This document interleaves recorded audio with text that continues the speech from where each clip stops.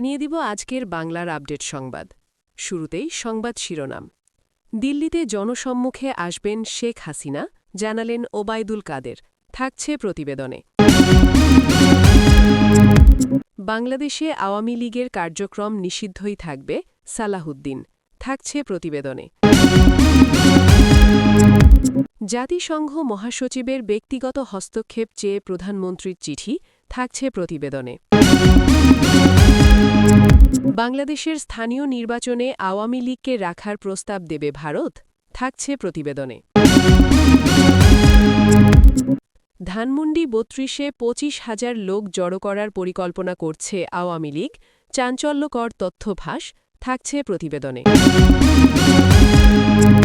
এতক্ষণ শুনতেছিলেন সংবাদ শিরোনাম, এখন বিস্তারিত। দিল্লিতে জনসম্মুখে আসবেন শেখ হাসিনা, জানালেন ওবায়দুল কাদের। সাবেক প্রধানমন্ত্রী শেখ হাসিনাকে ঘিরে নতুন করে রাজনৈতিক অঙ্গনে উত্তেজনা তৈরি হয়েছে। সামাজিক যোগাযোগ মাধ্যম ও বিভিন্ন অনলাইন প্ল্যাটফর্মে দাবি করা হচ্ছে তিনি নাকি ভারতের রাজধানী দিল্লিতে জনসম্মুখে আসতে পারেন। একই সঙ্গে দলীয় সাধারণ সম্পাদক ওবায়দুল কাদেরের বক্তব্যকে কেন্দ্র করে বিষয়টি আরও বেশি আলোচনার জন্ম দিয়েছে। তবে এখন পর্যন্ত কোনো সরকারি ঘোষণা, কূটনৈতিক সূত্র বা আন্তর্জাতিক গণমাধ্যমে এ ধরনের তথ্য নিশ্চিত করা হয়নি। ফলে বিষয়টি মূলত রাজনৈতিক গুঞ্জন, অনলাইন আলোচনা এবং যাচাইবিহীন তথ্যের মধ্যেই সীমাবদ্ধ বলে মনে করছেন বিশ্লেষকরা। গত কয়েকদিন ধরে ফেসবুক, ইউটিউব এবং কিছু অনলাইন নিউজ পোর্টালে ব্যাপকভাবে ছড়িয়ে পড়েছে যে শেখ হাসিনা বর্তমানে দিল্লিতে অবস্থান করছেন এবং শিগগিরই জনসম্মুখে আসবেন। এই দাবির সঙ্গে জুড়ে দেওয়া হচ্ছে ওবায়দুল কাদেরের একটি মন্তব্য, যেখানে ইঙ্গিত দেওয়া হয়েছে যে রাজনৈতিক পরিস্থিতিতে নতুন মোড় আসতে পারে। তবে অনুসন্ধানে দেখা গেছে এই বক্তব্যের কোনো পূর্ণাঙ্গ ভিডিও, অফিসিয়াল প্রেস ব্রিফিং বা যাচাইযোগ্য নথি এখনও পাওয়া যায়নি। ফলে এর সত্যতা নিয়ে বড় ধরনের সন্দেহ রয়েছে। আওয়ামী লীগের একাধিক দায়িত্বশীল সূত্র দাবি করছে দলীয় নেতৃত্ব নিয়ে যেসব খবর ছড়ানো হচ্ছে তা সম্পূর্ণ বিভ্রান্তিকর এবং রাজনৈতিক উদ্দেশ্যপ্রণোদিত। তাদের ভাষায়, বর্তমান পরিস্থিতিতে একটি বিশেষ মহল পরিকল্পিতভাবে গুজব ছড়িয়ে রাজনৈতিক পরিবেশ অস্থিতিশীল করার চেষ্টা করছে। দলটির অভ্যন্তরীণ সূত্রগুলো বলছে, নেতৃত্ব বা শীর্ষ পর্যায়ের কোনো সিদ্ধান্ত হলে তা আনুষ্ঠানিক সংবাদ সম্মেলনের মাধ্যমে জানানো হবে, কিন্তু এখন পর্যন্ত এমন কোনো সিদ্ধান্ত বা ঘোষণা আসেনি। অন্যদিকে ভারতের পক্ষ থেকেও বিষয়টি নিয়ে কোনো প্রতিক্রিয়া পাওয়া যায়নি। কূটনৈতিক পর্যবেক্ষকদের মতে, যদি কোনো সাবেক সরকার প্রধান বিদেশে অবস্থান করেন বা জনসম্মুখে আসার পরিকল্পনা থাকে, তাহলে তা সাধারণত দুই দেশের কূটনৈতিক চ্যানেলের মাধ্যমে আগে থেকেই জানা যায়।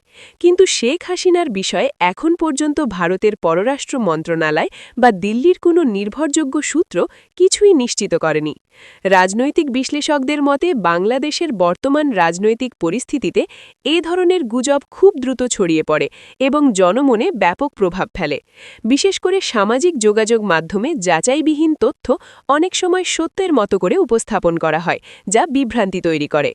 বিশ্লেষকরা আরও বলছেন, ওবায়দুল কাদেরের নামে যেসব মন্তব্য প্রচার করা হচ্ছে তার অনেকগুলোই আংশিক, কাটা বা প্রেক্ষাপট থেকে বিচ্ছিন্ন হতে পারে। তাই এসব তথ্য যাচাই ছাড়া বিশ্বাস করা ঠিক নয়। বিরোধী রাজনৈতিক শিবিরও এ ধরনের খবরকে সন্দেহের চোখে দেখছে। তারা বলছে, কোনো রাজনৈতিক নেতার অবস্থান বা ভবিষ্যৎ পরিকল্পনা নিয়ে নিশ্চিত তথ্য ছাড়া মন্তব্য করা অনুচিত। তাদের মতে, এসব গুজব রাজনৈতিক উত্তেজনা বাড়াতে পারে এবং জনমনে বিভ্রান্তি তৈরি করে।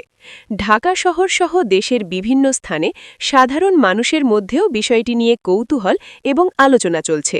কেউ কেউ সামাজিক মাধ্যমে ছড়ানো ভিডিও ও পোস্ট দেখে বিষয়টিকে সত্য বলে মনে করছেন, আবার অনেকে একে সম্পূর্ণ গুজব বলে উড়িয়ে দিচ্ছেন। সাইবার বিশেষজ্ঞরা বলছেন, রাজনৈতিক ইস্যুতে ভাইরাল কন্টেন্ট খুব দ্রুত ছড়ায়, কারণ এতে আবেগ এবং আগ্রহ বেশি থাকে।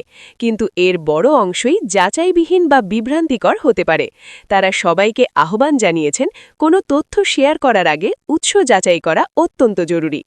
বিশেষজ্ঞদের মতে, শেখ হাসিনার মতো শীর্ষ রাজনৈতিক ব্যক্তিত্বকে ঘিরে যে কোনো খবর আন্তর্জাতিক পর্যায়ে অত্যন্ত সংবেদনশীল হিসেবে বিবেচিত হয়। তাই এ ধরনের তথ্য নিশ্চিত না হয়ে প্রচার করা ঝুঁকিপূর্ণ। সব মিলিয়ে শেখ হাসিনার দিল্লিতে জনসম্মুখে আসার দাবি এবং ওবায়দুল কাদেরের বক্তব্য ঘিরে যে আলোচনা চলছে তা এখনও পর্যন্ত কোনো নির্ভরযোগ্য সূত্র দ্বারা নিশ্চিত নয়। আওয়ামী লীগ এ বিষয়ে কোনো আনুষ্ঠানিক অবস্থান ঘোষণা করেনি, ফলে পুরো বিষয়টি বর্তমানে গুজব এবং রাজনৈতিক ব্যাখ্যার মধ্যেই সীমাবদ্ধ রয়েছে। রাজনৈতিক বিশ্লেষকদের চূড়ান্ত মত হল, পরিস্থিতি পরিষ্কার না হওয়া পর্যন্ত এ ধরনের খবরকে নিশ্চিত সংবাদ হিসেবে গ্রহণ না করাই সবচেয়ে নিরাপদ এবং যুক্তিযুক্ত। বাংলাদেশে আওয়ামী লীগের কার্যক্রম নিষিদ্ধই থাকবে, সালাউদ্দিন। দেশের রাজনৈতিক অঙ্গনে নতুন করে আলোচনার জন্ম দিয়েছে সালাউদ্দিন আহমেদের একটি মন্তব্য, যেখানে তিনি দাবি করেছেন যে আওয়ামী লীগের কার্যক্রম নিষিদ্ধই থাকবে। এই বক্তব্যকে ঘিরে রাজনৈতিক মহলে ব্যাপক বিতর্ক ও আলোচনা শুরু হয়েছে।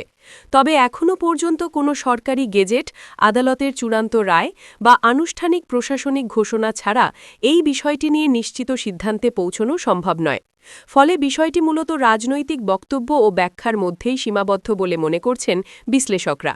সাম্প্রতিক রাজনৈতিক আলোচনায় সালাউদ্দিন আহমেদ ইঙ্গিত দেন যে দেশে বর্তমান রাজনৈতিক পরিস্থিতির কারণে আওয়ামী লীগের রাজনৈতিক কার্যক্রম এখনই স্বাভাবিক অবস্থায় ফিরছে না।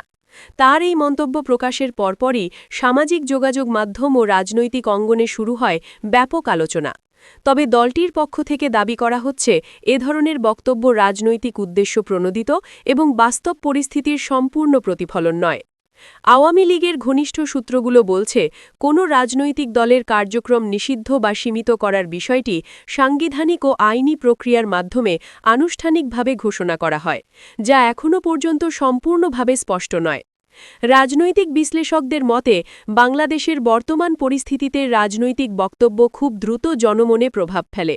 বিশেষ করে সামাজিক যোগাযোগ মাধ্যমে যাচাইবিহীন তথ্য বা আংশিক বক্তব্য ছড়িয়ে পড়লে তা বড় ধরনের বিভ্রান্তি তৈরি করতে পারে।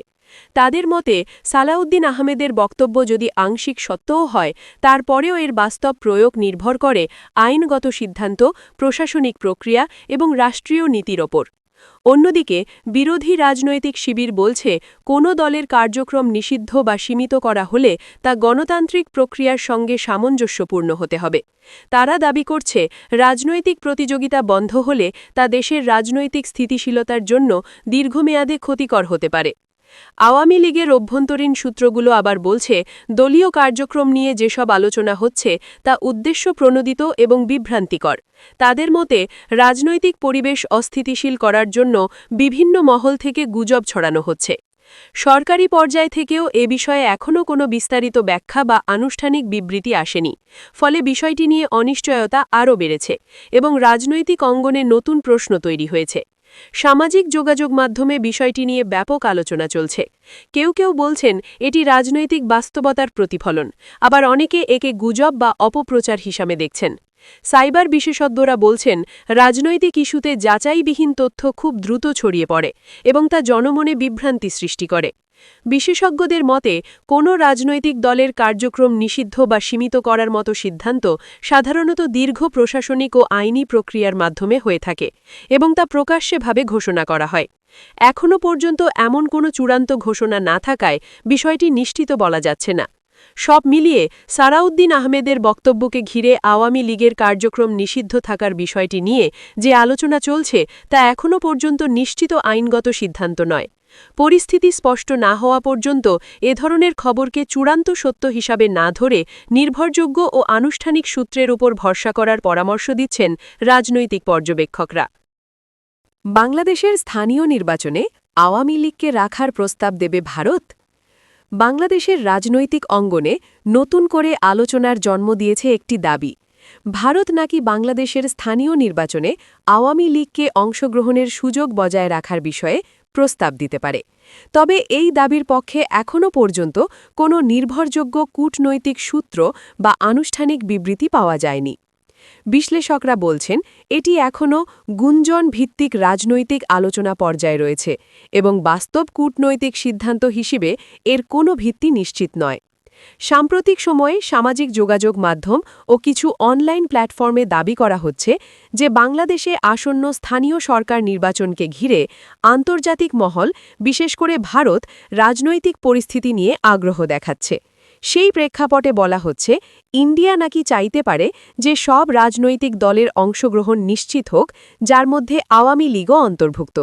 তবে এসব দাবির কোনো আনুষ্ঠানিক নথি, সরকারি বিবৃতি বা কূটনৈতিক বার্তা এখনও প্রকাশিত হয়নি। আন্তর্জাতিক সম্পর্ক বিশ্লেষকদের মতে কোনো দেশ সাধারণত অন্য দেশের অভ্যন্তরীণ নির্বাচনে সরাসরি কোনো রাজনৈতিক দলকে রাখা বা বাদ দেওয়ার প্রস্তাব দেয় না, বরং কূটনৈতিক অবস্থান সাধারণত গণতান্ত্রিক প্রক্রিয়া, অংশগ্রহণমূলক নির্বাচন এবং স্থিতিশীলতা নিয়ে সীমাবদ্ধ থাকে। একজন কূটনৈতিক বিশ্লেষক বলেন, ভারতের মতো দেশের বক্তব্য সাধারণত হয় নির্বাচন অংশগ্রহণমূলক ও স্বচ্ছ হওয়া উচিত, কিন্তু নির্দিষ্ট কোনো দলের পক্ষে সরাসরি প্রস্তাব দেওয়া কূটনৈতিক নিয়মের মধ্যে পড়ে না। বাংলাদেশে গত কিছু সময় ধরে রাজনৈতিক পরিস্থিতি পরিবর্তনের মধ্য দিয়ে যাচ্ছে।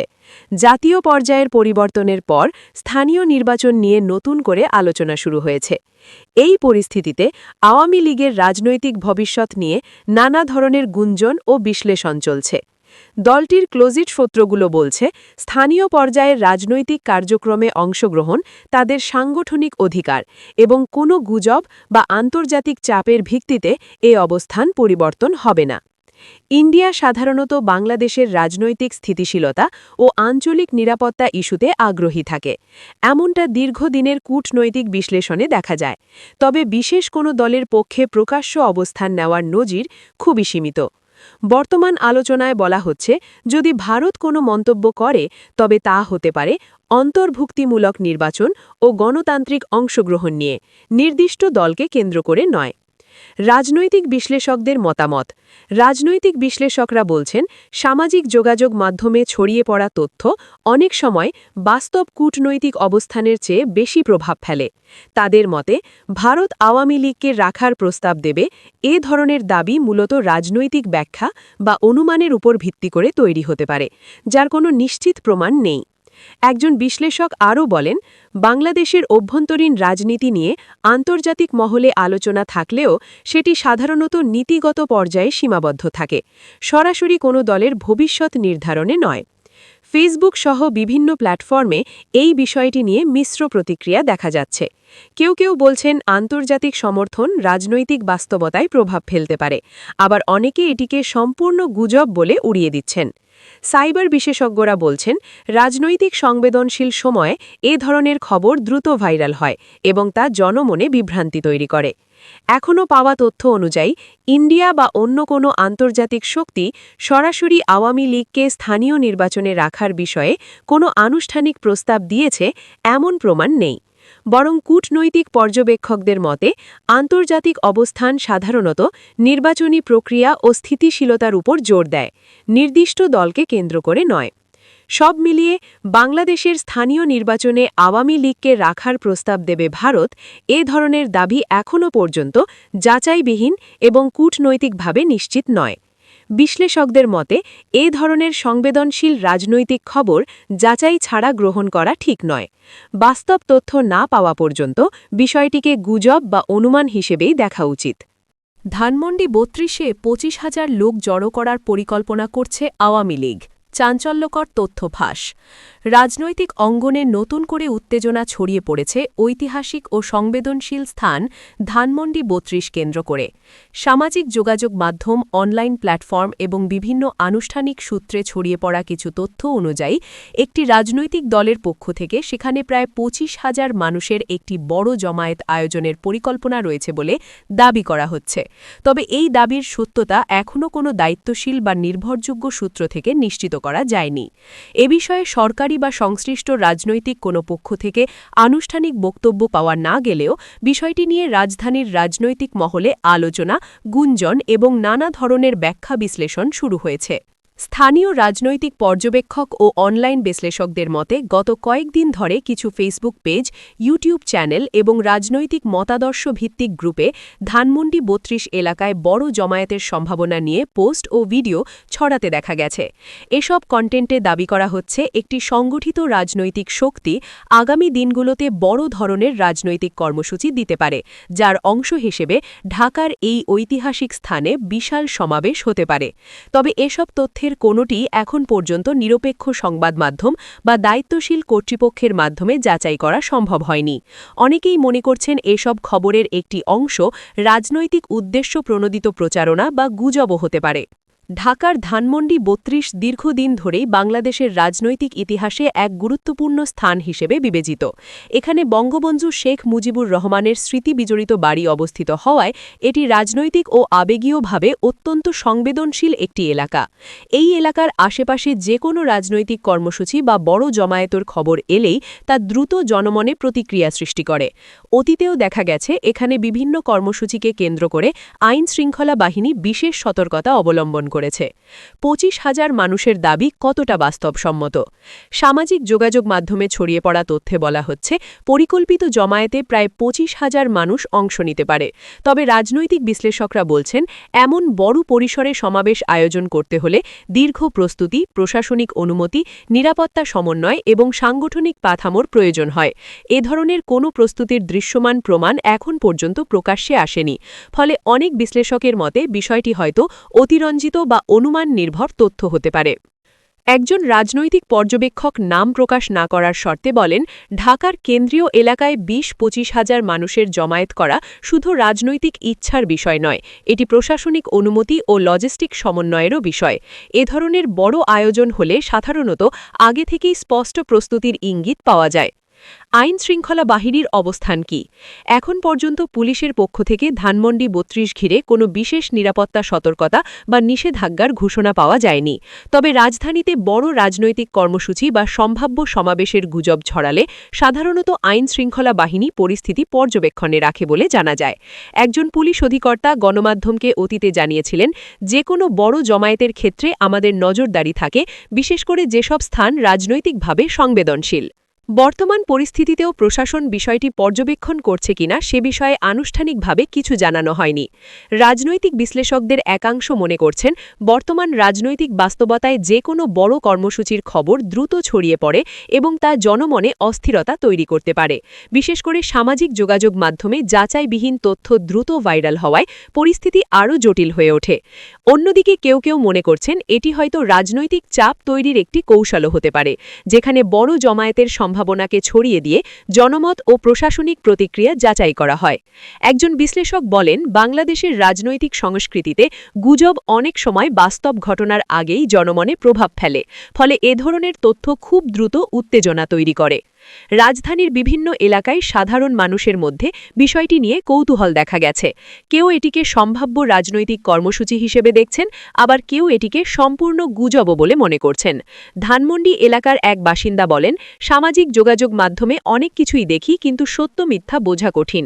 যদি সত্যি বড় জমায়েত হয় তাহলে আমাদের জন্য স্বাভাবিকভাবেই কিছুটা অসুবিধে হবে। সাম্প্রতিক সময়ে বাংলাদেশে সামাজিক যোগাযোগ মাধ্যমে রাজনৈতিক গুজব ছড়ানোর প্রবণতা বেড়েছে বলে পর্যবেক্ষকরা মনে করছেন। বিশেষ করে বড় রাজনৈতিক ঘটনা বা কর্মসূচি ঘিরে যাচাইবিহীন তথ্য দ্রুত ছড়িয়ে পড়ে। বিশেষজ্ঞদের মতে এ ধরনের পরিস্থিতিতে জনগণকে সতর্ক থাকা এবং নির্ভরযোগ্য সূত্র থেকে তথ্য যাচাই করা অত্যন্ত জরুরি, কারণ ভুল তথ্য বা গুজব অনেক সময় অপ্রয়োজনীয় উত্তেজনা ও বিভ্রান্তি তৈরি করে। ধানমন্ডি ৩২ কেন্দ্র করে ২৫,০০০ মানুষের জমায়েতের যে তথ্য সামাজিক যোগাযোগ মাধ্যমে ছড়িয়েছে তা এখনও নিশ্চিতভাবে প্রমাণিত নয়। সংশ্লিষ্ট কোনো পক্ষের আনুষ্ঠানিক ঘোষণা ছাড়া এ বিষয়ে চূড়ান্ত মন্তব্য করা কঠিন। তবে এই গুঞ্জনই রাজধানীর রাজনৈতিক পরিবেশে নতুন করে আলোচনা ও উত্তেজনা সৃষ্টি করেছে। পরিস্থিতি কোন দিকে মোড় নেয় তা নির্ভর করবে আগামী দিনের রাজনৈতিক কর্মসূচি ও আনুষ্ঠানিক ঘোষণার ওপর। জাতিসংঘ মহাসচিবের ব্যক্তিগত হস্তক্ষেপ চেয়ে প্রধানমন্ত্রীর চিঠি। স্বল্পোন্নত দেশের তালিকা থেকে বাংলাদেশের উত্তরণ ৩ বছর পিছিয়ে দিতে অনুরোধ জানিয়ে জাতিসংঘ মহাসচিব আন্তোনিও গুতেরেসকে চিঠি লিখেছেন প্রধানমন্ত্রী তারেক রহমান। এই বিষয়ে তিনি জাতিসংঘ মহাসচিবের ব্যক্তিগত হস্তক্ষেপ চেয়েছেন। উত্তরণ পেছানোর প্রয়োজনীয়তা উল্লেখ করে সোমবার প্রধানমন্ত্রী ওই চিঠি দিয়েছেন। নতুন ভূ-রাজনৈতিক উত্তেজনায় সৃষ্ট চলমান জ্বালানি সংকট, আর্থিক খাতের দুর্বলতা, পুঁজিবাজারে দীর্ঘস্থায়ী সংকট, ক্রমবর্ধমান দারিদ্র্যসহ একগুচ্ছ কারণের কথা চিঠিতে উল্লেখ করা হয়েছে। এছাড়া মসৃণ উত্তরণে গত 5 বছরে কার্যকর কোনো প্রস্তুতি না থাকার কথা বলা হয়েছে। সম্প্রতি জাতিসংঘের সংস্থা United Nations Office of the High Representative for the Less Developed Countries, Landlocked Developing Countries and Small Island Developing States UNOHRLLS এর মূল্যায়ন প্রতিবেদনে বলা হয়, এলডিসি থেকে উত্তরণে বাংলাদেশের প্রস্তুতিতে এখনও বড় ধরনের ঘাটতি রয়েছে। এ অবস্থায় উত্তরণ হলে রপ্তানি ক্ষমতা কমবে। রপ্তানি কমলে খেলাপি ঋণ আরও বাড়তে পারে, যা বিনিয়োগ বাধাগ্রস্ত করবে। সরকারের আয় কমলে দেশি বিদেশি ঋণ পরিশোধ করা আরও কঠিন হয়ে পড়বে। সব মিলিয়ে চাপে পড়বে অর্থনীতি। প্রধানমন্ত্রীর চিঠিতে দেশের সার্বিক অর্থনৈতিক পরিস্থিতির একটি সংক্ষিপ্ত চিত্র তুলে ধরা হয়। এতে বলা হয়, আমরা একটি ভয়াবহ বিপর্যস্ত সামষ্টিক অর্থনৈতিক পরিবেশ উত্তরাধিকার সূত্রে পেয়েছি, যার বৈশিষ্ট্য হল বেসরকারি খাতের জন্য অর্থায়নের সীমিত সুযোগ, একটি দুর্বল পুঁজিবাজার, আর্থিক খাতের দুর্বলতা এবং ক্রমবর্ধমান দারিদ্র্য। বেশিরভাগ সামষ্টিক অর্থনৈতিক সূচক নিম্নমুখী প্রবণতা দেখিয়েছে। নতুন ভূরাজনৈতিক উত্তেজনার কারণে সৃষ্ট বৈশ্বিক পণ্য ও সেবা মূল্যে অস্থিরতা আমাদের রাজস্ব সংস্থান এবং প্রাতিষ্ঠানিক ক্ষমতাকে আরও সংকুচিত করেছে। চিঠিতে আরও বলা হয়, বাংলাদেশের উত্তরণের বিষয়টি এমন সময়ে বিবেচনা করা হচ্ছে যখন দেশ চলমান সংঘাত থেকে উদ্ভূত ব্যাপক জ্বালানি সংকটের মুখোমুখি। বর্তমান জ্বালানি সংকট ইতোমধ্যে অর্থনীতিকে ব্যাপকভাবে চাপের মধ্যে ফেলেছে। জনগণের বছরের পর বছর ধরে অর্জিত কষ্টসাধ্য অগ্রগতি উল্টে যাওয়ার গুরুতর ঝুঁকির রয়েছে। প্রস্তুতিতে ঘাটতি থাকার কারণ হিসেবে চিঠিতে বলা হয়, দুর্ভাগ্যজনকভাবে অন্তরিম সরকারের পূর্ববর্তী শাসনামলে নির্ধারিত 5 বছরের প্রস্তুতি পর্বের বেশিরভাগ সময়ই পর্যাপ্ত অগ্রগতি ছাড়াই অতিবাহিত হয়েছে। এরকম একটি বাস্তবতায় জাতিসংঘের সাধারণ পরিষদের চেতনার সঙ্গে সঙ্গতিপূর্ণ একটি মসৃণ, টেকসই এবং স্থিতিশীল উত্তরণ নিশ্চিত করার জন্য মেয়াদ বৃদ্ধির জরুরি প্রয়োজন রয়েছে। চিঠিতে প্রধানমন্ত্রী বলেন, জনসংখ্যা, জিডিপি এবং পণ্য রপ্তানির দিক থেকে বাংলাদেশ বৃহত্তম স্বল্পোন্নত দেশ। দেশের অগ্রগতির পেছনে বহুলাংশে রয়েছে এলডিসি কেন্দ্রিক আন্তর্জাতিক সহায়তা ব্যবস্থা, যার অন্তর্ভুক্ত হল শুল্কমুক্ত ও কোটামুক্ত বাজার, সুযোগ এবং মেধাস্বত্বের ক্ষেত্রে নমনীয়তা। এসব ব্যবস্থা প্রত্যাহার করা হলে তা উন্নয়নের ক্ষেত্রে বড় ধরনের প্রতিবন্ধকতা তৈরি করবে এবং অর্জিত উন্নয়নকে উল্টে দেওয়ার একটি বাস্তব ঝুঁকি তৈরি করবে।